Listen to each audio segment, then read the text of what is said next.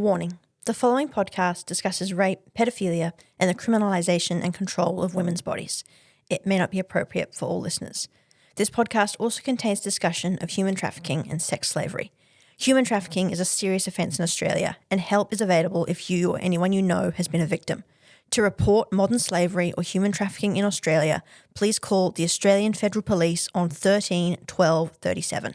Your report will be taken seriously. Again, to report any instances of human trafficking or modern-day slavery in Australia, please call 13 12 37. It's the 19th of September 1905 in the town of Mount Gambier, South Australia. The Mount Gambier Magistrates Court is today holding the committal hearing of one Robert Charles Edmondson, who has been charged with the indecent assault of Gertrude Poulton, a farmer's daughter from nearby Millicent. Gertrude is just 15 and, while the papers avoid mentioning it, she's pregnant too and claims Edmondson is responsible for her condition. He raped her twice in her family's home and then quickly left when she became pregnant. At that point, her father, a man named Isaac Poulton, made a report to the police. Gertrude's evidence is clear and precise, as is that of her mother and brother, who had witnessed at least one of the assaults against her. Edmondson denies all the charges against him and maintains that he never had anything to do with the girl. Gertrude's character as an unmarried and pregnant woman is questioned by Edmondson's lawyer, and his own character witnesses make much of the fact that he is a good, loving husband with a wife waiting for him in Tantanoola. Why would he want to rape a 15-year-old girl? After considering both sides, the magistrate declares that Gertrude, her mother, and her brother are unreliable witnesses.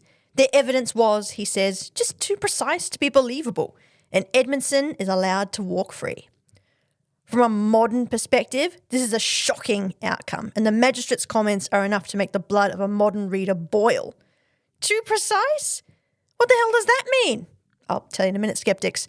But for the people of Mount Gambier in 1905, it's hardly a surprise. While Gertrude was under 16, and therefore these alleged assaults were a serious matter, it's unlikely that a married man, and a successful businessman at that, would have done such an awful thing.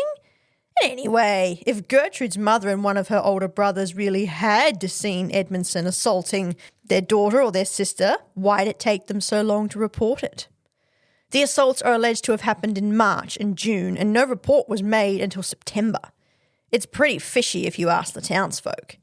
It's far more likely, in their opinion, that Gertrude Poulton is a bad girl who got into trouble and is now crying rape to try and avoid responsibility for her actions. She probably just wants a father for her child. I mean, imagine being an unmarried mother around these parts. Gertrude returned to her family farm and, on the 27th of December 1905, gave birth to a little daughter, Vera May Poulton. As for Edmondson, well, he swaggered back to Tantanoola and resumed the business which had done him well for many, many years. Sheep stealing. Using the cover of a large predator that the terrified locals have dubbed the Tantanoola tiger, Edmondson captures, butchers, and then sells the meat of hundreds of sheep before finally being caught in 1911. He is sentenced to 6 years hard labour for livestock theft, but only served half that sentence before being released on good behaviour in December 1914. In 1918, he's back before the courts, accused of raping 2 young girls. One is 11, the other just 9. Unlike the case of Gertrude Poulton, Edmondson confesses immediately to the attacks, but is unperturbed. No harm was done and nothing serious happened, he tells the arresting detective, and the law agrees with him. He is found guilty of 2 counts of indecent assault and sentenced to 2 years in prison for each count served concurrently. He must also write a letter of apology to the victim's father. The girls, it is felt, are too young to have been harmed by the attack. Edmondson was released in 1920 and disappeared from the records, although whatever else he went on to do next, one thing's for sure, it wasn't honest. But how did Edmondson get away with such gross sexual offences against innocent children? The law was explicit in 1905. Children under 16 could not consent, and indecent assaults, as any rape was called then, against children were supposed to be punishable by harsh jail sentences. So what was going on? Was it just early 20th century misogyny and prejudice? Or was something darker lurking in the laws which, ostensibly, were supposed to protect children from predatory adults? I'm Juliana, and you're listening to The Skeptical Historian Writes a Thesis.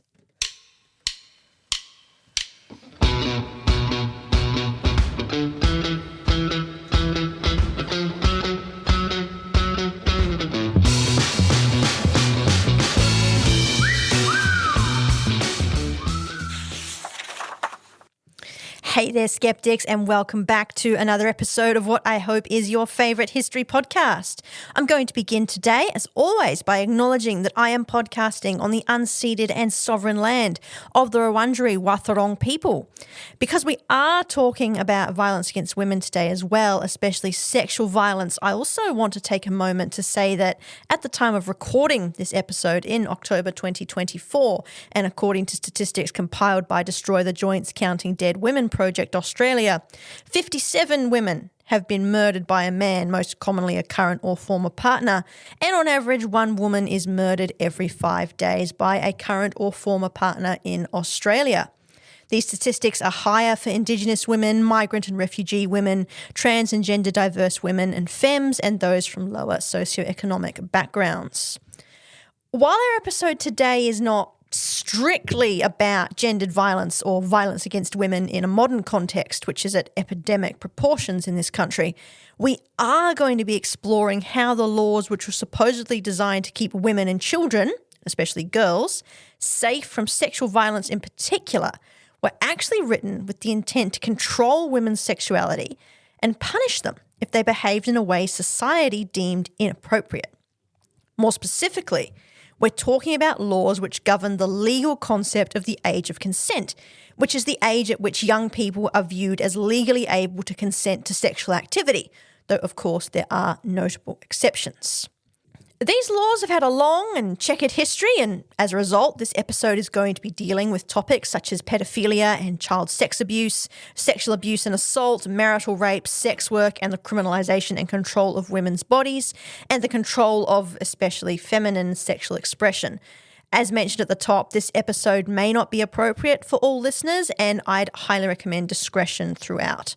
Also, before we get into the history, I need to talk about our modern laws, and I want to begin by informing all my listeners that the age of consent in all Australian states, territories, and overseas jurisdictions, regardless of a person's sex, gender, or sexuality, is 16 years old. It is illegal anywhere in Australia to engage in any sex act with a person under 16, including exposing them to pornography. The person doing so is committing an offence, punishable by jail terms ranging from between 5 to more than 20 years, depending on the offence in question. It doesn't matter if the underage partner is a consenting participant because there is no legal reality to their consent, and it is the responsibility of the older party to refrain from sexually abusing or assaulting that child or young person. The only exceptions to this law are where two young people, either both under the age of consent, such as two 15-year-olds, or when they're close in age but one may be under the age of legal consent, such as a teenage couple where one partner is 16 and one is 15, engage in consensual sexual exploration or sex acts together in a way which would be consensual if they were both 16 or over. To quote from the Australian Institute of Family Studies, a number of jurisdictions provide a legal defence when a mutually consensual sexual interaction between two young people close in age, the Australian Capital Territory, New South Wales, South Australia, Tasmania, Victoria and Western Australia. These jurisdictions are attempting to find a balance between protecting children and young people from sexual assault and exploitation by adults, while not criminalising them for having sexual relationships with their peers. Notice that point about mutually consensual sexual interaction? This is not a green light for child-on-child sex abuse, which can happen, but about recognising that young people will explore with each other and trying not to criminalise it. For adults who sexually abuse young people, there's no excuse. It doesn't matter how mature a victim is, or if the perpetrator thinks that they're over the age of consent. Adults are not allowed to sexually assault or abuse children. Period. That end. No excuses, no exceptions. And it is here that our discussion of age of consent law really begins. As they exist today, the age of consent is about protecting minors from predation and criminalising adults who take advantage of children. But this wasn't always the case. Not too long ago, the purpose of age of consent laws was very different, and they were there to protect adults, not children and young people, and ensure that society stayed on a moral trajectory. Prior to 1885, in British colonies, consent wasn't something courts routinely concerned themselves with. There were age of consent laws, but they only specified the age at which a person could be legally married. This was 12 for girls and 14 for boys, and did not criminalise adult predators. On this point, it's also worth noting that laws which regulated sex and sexual expression and the age of consent were laws in the Victorian period which treated boys and girls and men and women very differently. I'm going to be talking mostly about girls and women today, but I will divert here for a moment to discuss how laws around sexual abuse and assault affected boys and young men. I think it's important to note. As we know, boys and men can be victims of sexual assault or abuse, especially boys who are institutionalised, such as those at boarding schools. The trauma they experience often follows them into adulthood, and as the Royal Commission into Institutional Responses to Child Sex Abuse showed, the organisations which perpetrated the abuse were more interested in protecting their reputations and silencing the victims than in protecting the children in their care. Victorian law believed that sex crimes occurred because men had insatiable sex drives and could desire someone so much that their animal nature would take over and they would rape them. Because it was believed that men only desired women, if a man raped another man or a boy, it was assumed that not only did he have what was sometimes called perverse inclinations, but that his victim must have them too, because otherwise the assault would never have happened. No normal man would behave in such a way which would make another man desire him. And because the law thought it was desire which caused sexual crime, victims of male and male sex crime were criminalised along with their abuser if they were caught. As you can imagine, plenty of abusers use this to their advantage to keep their victims silent.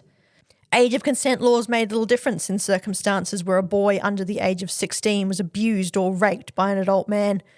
Once boys hit puberty, it was believed their uncontrollable desires set in, and an adult man wouldn't have raped them if they weren't leading him on. It goes without saying that this is untrue, not to mention utterly revolting, but it does demonstrate the underlying problem with laws which regulated sex crimes in the 19th century. Sex crimes, regardless of the gender or sex of the perpetrator and victim, were believed to be about desire. So the law reflected the idea that victims could be responsible for their own assault if they had behaved in a manner which might make them seem alluring. This is also utterly revolting and completely untrue. As we know, sex crimes are not motivated by desire, but by power and control. It's a way to humiliate and degrade another human being. And while some perpetrators may derive some twisted pleasure from the experience, this is not the primary motivating factor. But because of these ideas around desire and motivation, protections against sexual violence were few and far between in the 19th century. But where did age of consent laws fit into all of this? First, it's worth understanding how women were viewed in 19th century Britain and the British colonies. A simplified version is that women were the property of men, usually their father or husband, but this isn't quite right. Women, and I should specify white women at least, in Britain and the colonies by the mid-part of the 19th century, were not chattels of their men, and they did have rights of their own, but their legal personhood was tied up with a man. To illustrate this, I'll use an example from the state of Victoria, not the Victorian period, in 1854 when these laws were in full swing. Had you been wandering through the goldfields of Ballarat, and really, where else did you think I was going to take you? At this time, you might have met Martha Clendenning. Even if you didn't meet her, you would have heard of her, as she was famously known as the woman who walked to Ballarat. Her husband, Dr. George Clendenning, had bought her a seat on a coach, but travelling via coach on the rough track the Victorian government had the nerve to call a road made Martha seasick, so she walked with her husband. The coach did not travel at much above a walking pace because the roads were so bad, and Martha declared that the fresh air and exercise were good for her. Her husband, a much more conservative man, was worried that the physical activity would be too much for her and spent the entire 4-day walk insisting she get back in the coach. She didn't and became well known for it. When she got to Ballarat, she and her sister Sarah Lloyd decided to set up a store to support their husbands. Thomas Lloyd, Sarah's husband, had accompanied his brother-in-law to the diggings. This turned out to be fortuitous because neither George Clendenning nor Thomas Lloyd had any luck gold mining. And had Martha and Sarah not been running the store, they wouldn't have had any money to buy a tent, food, or, most importantly on the goldfields, licenses. Within a month, both men had stopped digging. George returned to practicing medicine, and Thomas, who was a qualified lawyer, also took up his profession again. However, the ladies continued running their store. But just like to dig, you needed a license to keep a store in Ballarat, and this cost between £40 to £50 per year. The sources I have disagree, and it had to be paid quarterly. Martha Clendenning had a license and duly renewed it every quarter by going up to government camp. However, in 1853, she was charged with failing to renew her licence. She was given a fine and told to expect a summons, and she did admit that she was late in getting it done. But there was a problem with this in the eyes of the law. Martha Clendenning was a married woman, so she wasn't a separate legal person. Although it was her name on the licence and she was allowed to take it out, she owned the store, she owned the goods, and she ran it herself. The court found that Dr. Clendenning was responsible for the licence and his wife was merely his agent. Martha Clendenning was offered a full apology for the inconvenience, her fine was refunded, she was permitted to leave, and the police officer who arrested her was given a very public dressing down. George Clendenning was not inclined to make a fuss over the debacle or stop Martha running her store, but he could have if he wanted to, and much later he did when they settled in Ballarat and he insisted that she move on to more womanly pursuits such as charity. It was, legally, his store, and in the eyes of the establishment, he had simply given his wife permission to run it on his behalf. This was the reality for women at this time. They could do very nearly anything they wanted if their husband or father, or in some cases, their employer, said they could. It's similar to the way teenagers are viewed today. Women were afforded some independence and were recognised as having some decision-making capacity, but were not entirely capable of caring for themselves. Factors such as social class and wealth played into this as well, but the view of women as naturally childlike was relatively consistent across British society and coded into British law. But there was another side to this, and a much darker one, because being viewed as socially and legally childlike had an edge. Today we tend to think of children as innocent little people wanting to explore the world. They have to learn and be taught what's right and wrong, and we know they'll make mistakes along the way. In the Victorian era, this idea was relatively new and was being pushed by social reformers, more on them later, who believed children were the closest to God a flawed human could ever be. Yet they were also naive and foolish and needed the protection of good moral adults if they were to avoid the many temptations surrounding them. But before this idea became common, children were seen as naturally cunning, immodest, likely to be wicked, and delighting in causing mayhem. Some of this stemmed from a lack of understanding about children's developmental stages, but it also came from the belief that children needed to be taught what was right because they were born innately wrong. This idea was then applied to women, and at a time when the Christian religion informed much of both public and private life, this innate tendency to be bad was also wrapped up in the idea that they were naturally seductive and would lead men astray, as in the biblical story of Adam and Eve. As long as a woman was brought up well, however, these natural impulses would be suppressed and she would behave both morally and modestly. And a moral and modest woman would never be a target for sexual assault because she would never appear desirable to anyone except her husband, and so a man would never be overcome by his more animal nature and be unable to control his urge to have sex with her. And it is here that our discussion about the age of consent really starts. Now that we have a basic understanding of the legal ins and outs of women's rights at this time and how women and children were viewed in general, I'm going to take a break, and when we get back, we're going to look at the intention behind consent laws and how they emerged as a way to control women and girls. Stay right there, skeptics. Welcome back to The Skeptical Historian Writes a Thesis and our exploration of the history of age of consent laws. Somehow I still managed to tie the Ballarat goldfields into this episode, but we aren't focusing on my primary area of study today. As I mentioned before the break, age of consent laws as we would understand them did not appear in Britain and the British colonies until 1885. Prior to that, the phrase age of consent had existed, but it was more concerned with marriage, although the law did recognise that raping prepubescent girls was a crime. As discussed earlier, boys were not protected from sexual violence in the same way, as it was believed they could never be victims of it. The laws and beliefs around homosexuality were not the only social issues that led to this legal oversight. In the same way it was believed that men could only desire women, it was thought that women only desired men and only for the purpose of having children, which was believed to be something every woman in the era strived for. So because women did not experience desire, the legal thinking went, they could not perpetrate sex crimes, and so boys and young men were safe.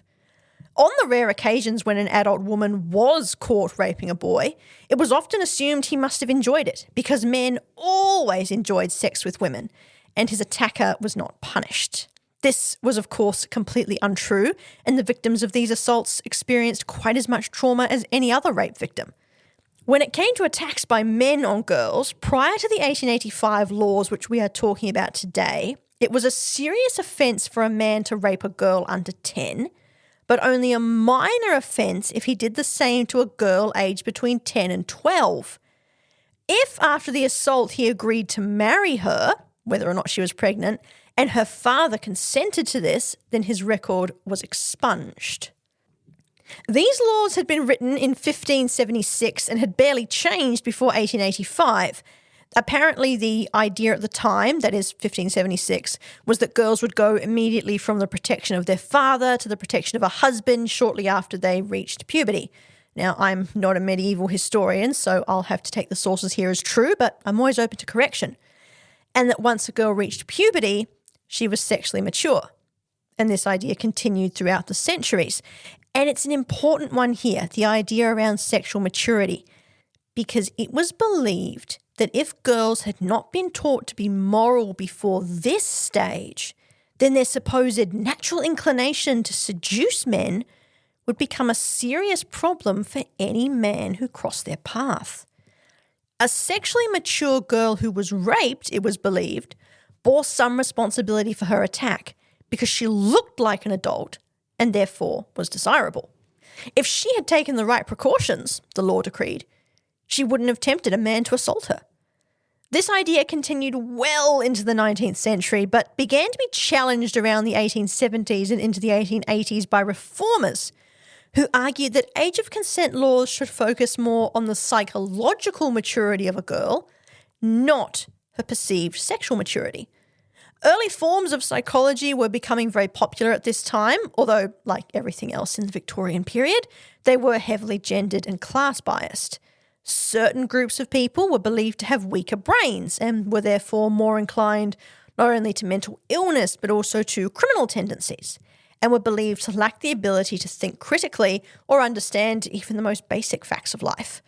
Women were thought to have weaker brains than men, and working class and poor women to have weaker brains than their middle class or aristocratic counterparts. The weaker the woman's brain, the more inclined she was to sexual promiscuity, so the psychological thinking of the day went. The reformers pushing for the age of consent to be raised used very similar arguments. Because it was believed women had weaker brains, they might not understand how desirable they appeared to men, so the more rational sex, that is, men, needed to exercise restraint in the face of temptation. However, even the most liberal reformers did not see all victims as equal.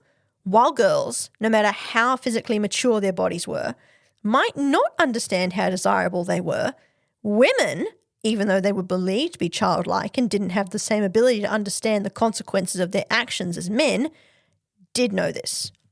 It all came back to those ideas about children being innately bad until they were taught to be good, and that By the time a girl became a woman, she must have been taught how to behave. So if she wasn't behaving the way society expected, then either her brain was so weak she didn't know the difference between right and wrong, and really, the reformers thought the best place for her was an asylum, or she must be choosing to seduce men. But either way, if she was assaulted, it wasn't really a crime. A weak-brained woman who didn't understand how to control her desires would either always enjoy sex, something which was thought to be scandalous at the time, or wouldn't even understand she was being assaulted, so it would have no long-term impact on her. As for a seductress, well, as far as society was concerned, she'd had it coming. And I don't need to tell you that these ideas are utterly revolting and untrue, and that sexual assault is traumatic no matter a person's circumstances. But how to distinguish the reformers' mould between a girl who might be saved from the path of ruin and a woman for whom there was utterly no hope? And did the reformers really care about preventing the sexual assault of children? This question may seem obvious because everybody with half a heart should care about preventing the sexual assault of children, and some of the reformers absolutely did. But raising the age of consent also allowed the reformers to target that long-standing thorn in the side of the perfect moral society they were intent on creating. That thorn was prostitution. Prostitution was illegal in Britain and the British Empire in the Victorian period, and for many years after as well, and in some places it still is. But the laws were haphazardly enforced, and it was the sex workers themselves who were usually targeted, rather than the mostly men who sought out their illicit services. If you're interested, I'd highly recommend Hallie Rubenhold's body of work on the subject of Victorian prostitution, including her excellent book, The Five, which explores the lives of Mary Ann Nichols, Annie Chapman, Elizabeth Stride, Catherine Eddowes and Mary Jane Kelly, who are better known for the manner of their deaths. All were murdered and their killings are attributed to the infamous Jack the Ripper. While not all of these women were sex workers, the book does provide some excellent information about the attitudes towards sex workers and sex work in late Victorian England, London in particular, and many of these attitudes were transported to Australia by the colonists. I'd also recommend Hallie Rubenhold's podcast, Bad Women, for more information on the same. One thing to note, though, when looking into the messy, often poorly recorded world of 19th century prostitution, be it in London, Melbourne, Ballarat, or anywhere else for that matter, is that many women who were tried and convicted for being prostitutes were not sex workers at all. Any woman caught out late at night drunk was charged with being a prostitute. Women who worked in bars and hotels were always assumed to be prostitutes, no matter what work they actually did, and hoteliers often had to pay regular bribes to local police to stop them from arresting their female employees. Any woman who had married a regular soldier or sailor, unless he was an officer, was assumed to have first been a prostitute. Women who had money but no obvious form of income were often arrested for being prostitutes, even if they could produce proof of other employment or an inheritance. I could go on, but I think you get the picture. Prostitute was a label used to punish women who did not conform to society's expectations of them, and it was a label which stuck. The word itself was not regularly used in courts or on charge sheets, and instead a woman might be charged with having no lawful means of support, or having no visible means of lawful support, or vagrancy. These were all euphemisms for prostitution at the time. To make matters even worse, police were allowed to arrest a woman for prostitution if they had a reasonable suspicion, and it was then up to the woman to prove she was not a sex worker. And this reasonable suspicion could be anything. Hallie Rubenhold has identified an incident in 1880s London where a woman was arrested on grounds of reasonable suspicion because she stopped every day after work to look in the window of a haberdashery. She worked as a dressmaker in a nearby factory and was saving her wages to buy material to make her wedding dress. The police officer who arrested her claimed he could tell by her clothes that she was not a woman of means, which was true, she was a working class woman, and that because the fabric in the haberdashery was so expensive, someone of her station would never be able to afford it. Therefore, the only reason she would be looking at it would be if she was going to seduce a client to purchase it for her. The court accepted this explanation, and things could have gone very badly for the innocent young woman in question had her supervisor, who was a known respectable businesswoman in the area, the factory owner, who was the supervisor's husband, and the woman's fiance had not kicked up a fuss and raised hell about the accusation and forced the court to drop the charges. The newspapers enjoyed the chance to hold the unpopular Metropolitan Police up for ridicule over the incident, although no one was too sympathetic towards the victim of his actions, and the papers suggested that the woman should not have been walking home alone if she didn't want people to think the worst of her.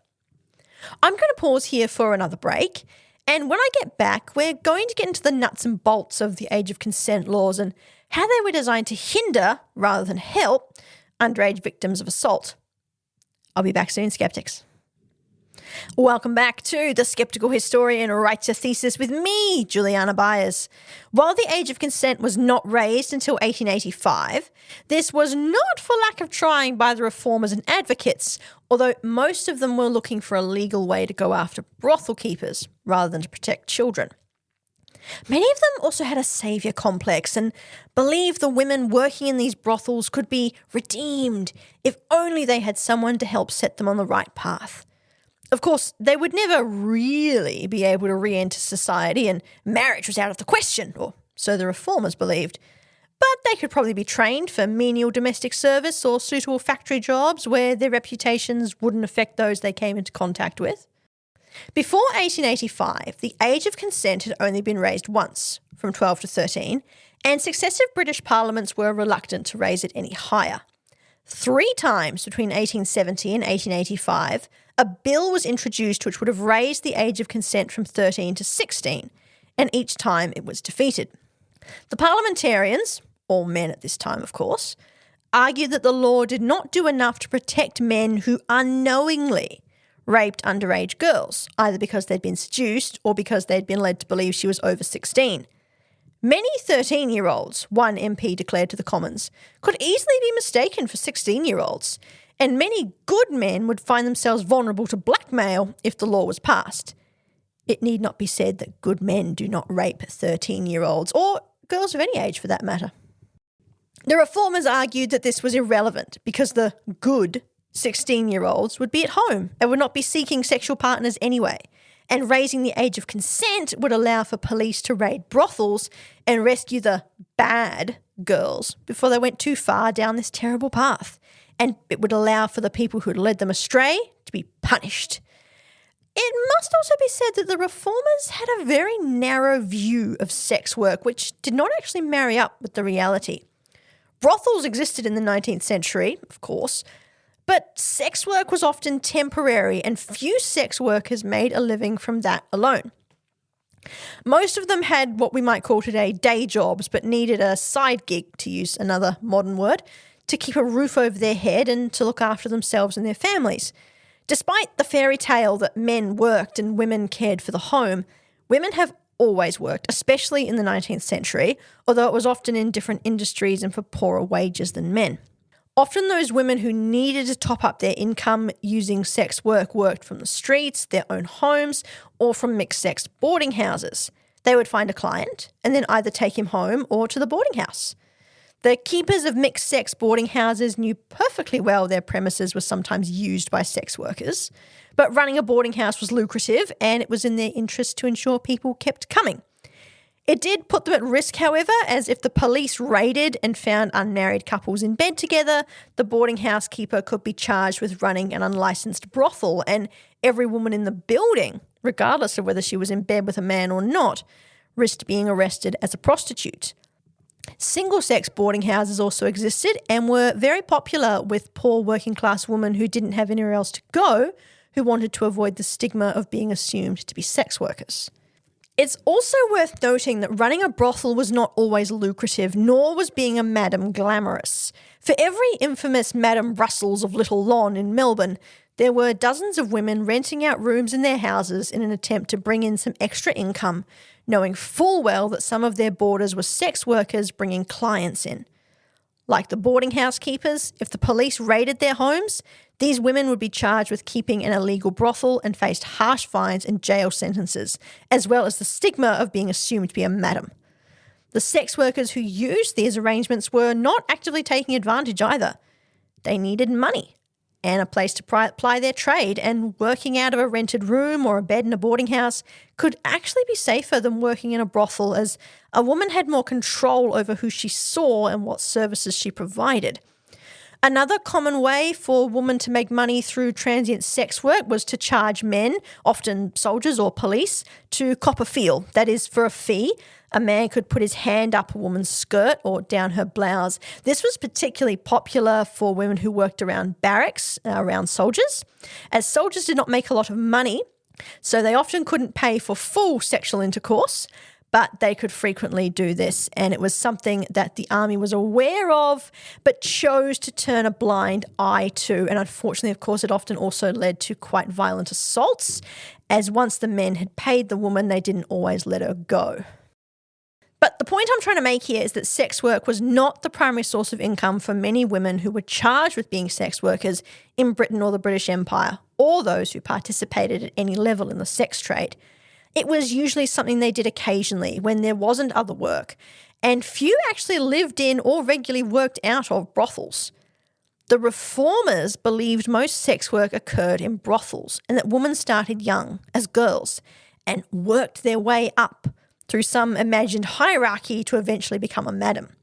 This could certainly happen, and then, as now, there were predators who would pay to rape children and people who would procure them. However, brothels were not the primary places where paid sex work occurred, although they certainly existed. Again, to quash some stereotypes, often brothels were not the fancy dens of sin and debauchery, but houses or rooms in poor areas of the city where the madams were quite as impoverished as the workers, and the clients were working-class men from the local area.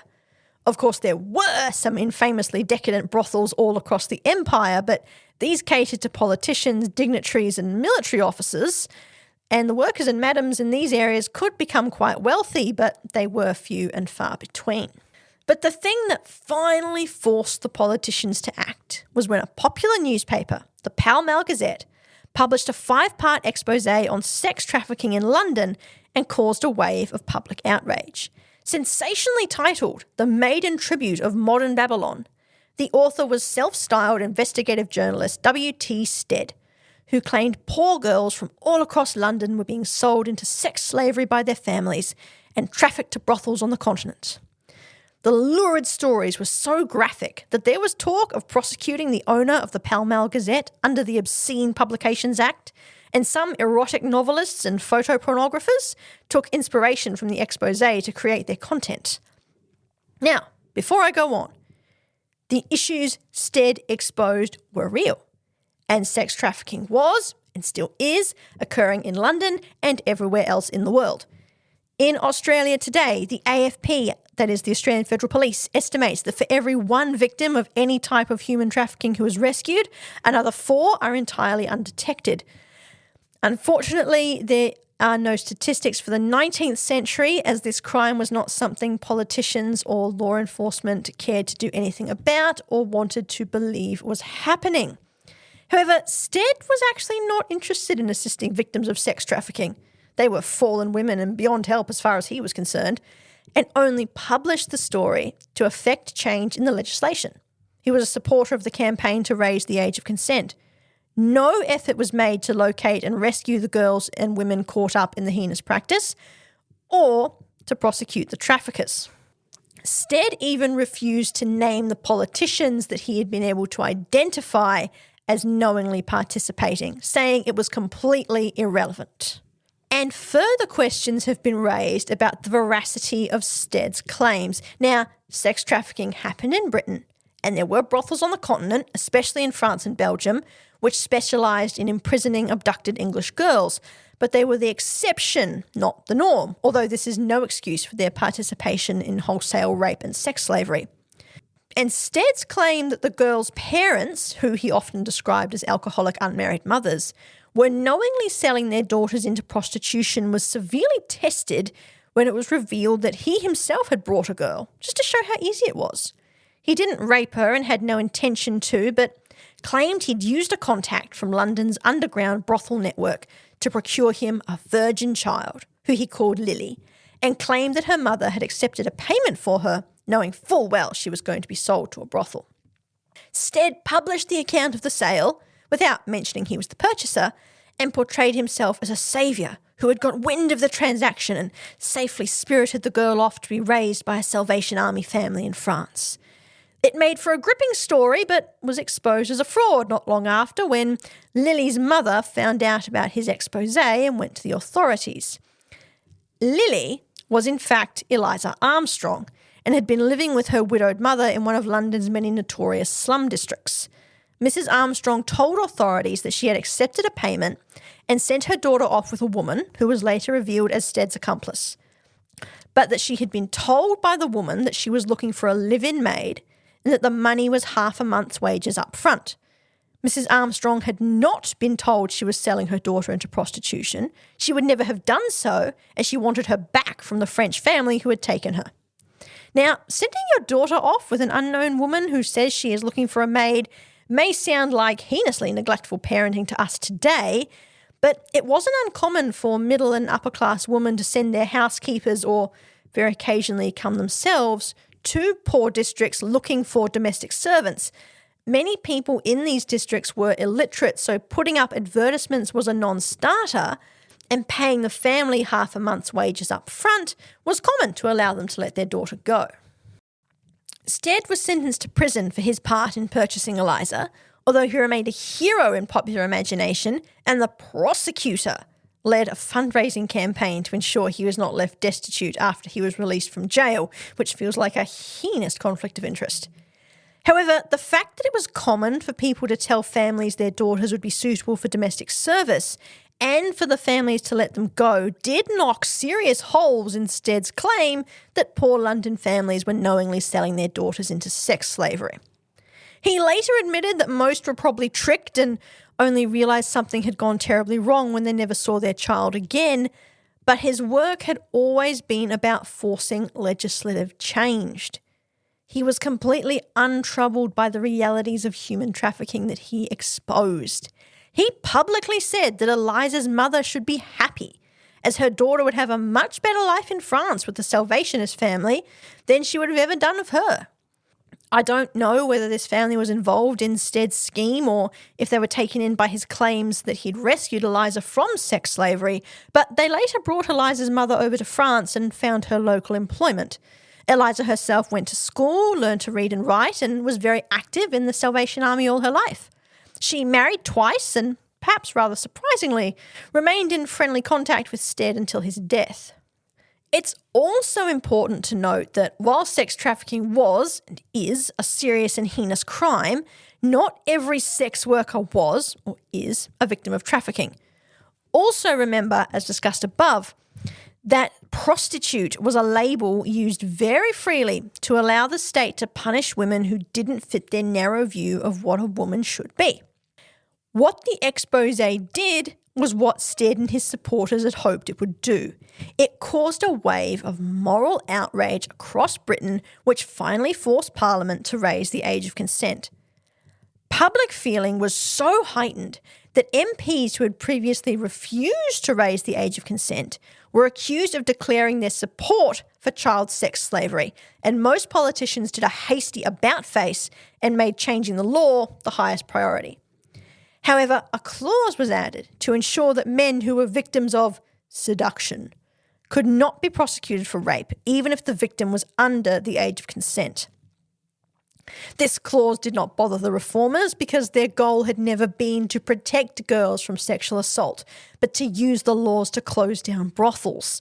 They leveraged the sensational coverage from the expose to convince the public that every brothel was, in fact, a prison for helpless children who'd been tricked or sold into sex slavery, and if they could be saved, well and good, although what one did with a fallen woman, even if the cause of her fall was outside her control, none of the reformers were sure. But the important part was to prosecute the madams and any pimps or procurers working for them. And this was a spectacular failure. It was one thing for people to read sensational accounts of sex trafficking, but quite another to believe it was happening in their neighbourhood. Of course it was, and it still is today. all forms of human trafficking are happening right now. Wherever you are listening to this podcast, people are living in modern-day slavery. I know I said it at the top of the show, but if you suspect that someone you know is living in modern-day slavery or you have been a victim of trafficking, you can contact the Australian Federal Police on 13 12 37. Your report will be taken seriously, and please call 000 from anywhere in Australia if yours or someone else's life is in immediate danger. Unfortunately, back in the 19th century, there was no one to report human trafficking to, and because of the views about sex and women's sexuality, few people would have believed the report of a trafficked woman or girl anyway. Even if they did, they would be inclined to assume she'd done something to bring her misfortune on herself, given that things like that didn't happen to good girls. Nor were people entirely convinced by the reformers' claims that every brothel was a dungeon overflowing with trafficked children and sex slaves. Now, they were right to be sceptical, but they took their scepticism rather to extreme levels. Now, I'm going to pause here for another break, and when I come back, we're going to look closer at some of the problems the reformers ran into in their quest to use age of consent laws to end the sex trade. Keep listening. And welcome back to The Skeptical Historian Writes a Thesis, and we are exploring the origins of age of consent laws, which, as we have discovered, were not designed with the protection of children in mind. So once the reformers had got the legal changes they wanted, what did they do? Well, to be honest, not much. There were several issues with the way they tried to use these laws, the most important being that brothels as they imagined them, full of young girls who were being schooled in the art of seduction by a glamorous madam, were the exception, not the norm, in the sex trade. These types of brothels were also the preserve of wealthy middle and upper class gentlemen who did not want pesky reformers crashing their party. That was why they'd ensured the seduction clause went into the law after all. Not every upper-class brothel was such a thing, and much like in the working classes, sex work was usually practiced in much more discreet ways. Wealthy gentlemen were invited to private balls, for example, where they would be introduced to a lady who would be their companion for the evening. The assumption among reformers was that, yes, this was all very nasty and immoral, but it was discreet. And clever middle and upper class men wouldn't dream of raping innocent young girls. As we know, absolutely anyone can be a rapist, but social ideas around class behaviour meant it was assumed that rape was something only lower class men were capable of, and only under circumstances where they had been led on by a woman. The targets of the reform campaign were the poor and working classes, but aside from the kind of establishments the reformers believed they were fighting against not actually existing, they came up against another issue. How did you police the age of someone in a time when records were scarce or non-existent? If police raided a mixed-sex boarding house and found unmarried couples in bed together, then yes, a crime was being committed, but these women were adults, so laws around age of consent didn't apply. But then if the police raided a sly grog shop and found a couple in the bedroom upstairs and felt the woman looked young, how were they to prove she was under 16? Of course, most police at this time, to be frank, didn't care, and unless she could pay a bribe, they'd arrest her for soliciting anyway. But what then happened if she went to court and, for argument's sake, claimed to be 20? It wouldn't help her with the soliciting charge, but it would take the wind out of the reformers' sails. How could they save underage girls from a lifetime of immorality if there were no underage girls to be saved? Of course, there were victims of trafficking in some of these brothels, and there were young girls who were being targeted by adult predators. But because the reformers did not actually want to help them, they hit stumbling blocks at every turn. It didn't matter how old the age of consent was if it couldn't be proven that a customer had knowingly raped an underage girl. If the girl herself lied about her age, or if she was clearly underage but a court felt she was precocious or looked mature, then she had committed a crime by bringing her assault on herself rather than the man who had raped her. Now, when it came to adult women could be raped unless it was by their husband. Marital rape was not a crime at this time. But a prostitute could not be raped in the eyes of the law because rape was a crime against a woman's reputation, and a sex worker, so the thinking went, didn't have a reputation. As always with crimes in this era, and still in some places today, it was up to women to police men, and any woman who undertook sex work was just unnatural as far as the legal minds were concerned. Men, it was believed, would have sex with anything that moved. Therefore, they were easy targets for the immoral, and age of consent laws did nothing to change this thinking. It would take more than a century for these views to shift, not just in regard to women and sex workers, but the sexual assault of children as well. The idea that it was an adult's responsibility not to rape a child was unthinkable to lawmakers in 1885. Their seduction clause may have been self-serving on the surface, but it was also informed by the attitudes of their day. No one could be a victim of a sex crime if they just behaved in the right way. Therefore, it was felt, those who were victims must have done something to bring it on themselves, because if they'd been at home being good, it wouldn't have happened. Far from protecting children from predators, these laws instead reinforced gendered views of sex crimes and entrenched myths about what kind of women were prostitutes and how they should be dealt with. Children who really were suffering, either as victims of trafficking or, far more commonly as today, who were being abused at home by their families or those known to them, were irrelevant to the law. If we think back to the case of Gertrude Poulton and her assault by Charles Edmondson, the law acted in exactly the way it was designed to. Despite Poulton being under the age of consent and Edmondson's attack on her being rape by default, because Edmondson met society's definition of being good, even though, as later discovered, he was an utterly unrepentant criminal, Poulton was viewed as the problem. The ideas entrenched by the age of consent law created in the Victorian era have lasted all the way up into the modern day, and it has really only been since the start of the 21st century that we've seen real progress in the laws which define sexual offences and changes in social attitudes regarding victims and or survivors. Organisations such as the Grace Tame Foundation in Australia are doing fantastic work raising awareness and funds to fight against individuals and organisations who currently or have previously abused children. And courts today are more likely to listen to children's testimony and take it seriously than they have in the past.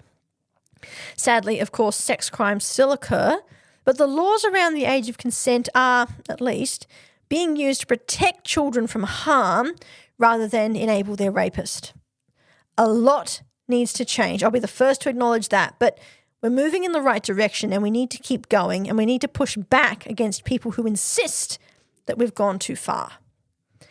But before we close out, there's two burning questions I think we should answer. The first question is about the judge's comments at the beginning of this episode.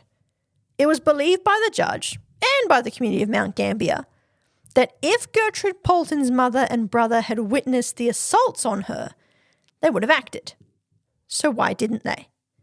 Now, we must be careful not to step into victim blaming here, but think about the social attitudes at the time. Had it become known that Gertrude had been raped, even if, let's say, her mother had leapt up and grabbed a frying pan and bashed Edmondson around the head when she caught him, Gertrude's reputation would have been completely ruined. Society didn't care if a girl was a victim of a crime. If it was a sex crime, she was still then damaged goods. And rape is not always violent. We must remember that. Most children who are attacked and raped are groomed first. Edmondson quite possibly groomed Gertrude Poulton.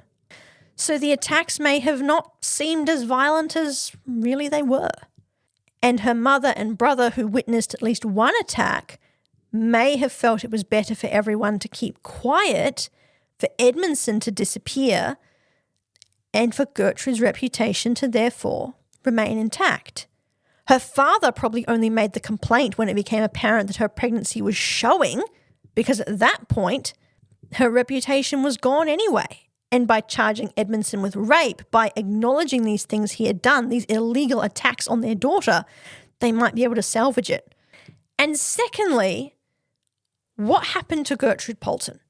Well, as mentioned, she did have her baby, a little girl named Vera Poulton, but sadly, like so many babies in this era, Vera died before her first birthday, and shortly after that, Gertrude left the area and went to work in domestic service. In 1913, she married a man named James Anderson, and they had 4 sons together, Alan, Harold, Eric, and Keith, and Gertrude herself died at the age of 88 in 1977. Now, if the inscription on her gravestone is anything to go by, she had a very good life, even if her early years were marred by tragedy. And wherever she is now, I very much hope she's at peace. And that's the end of our episode, listeners. I have an announcement coming up regarding the future of the Skeptical Historian. So stay tuned, stay skeptical, and we'll talk soon. Bye now.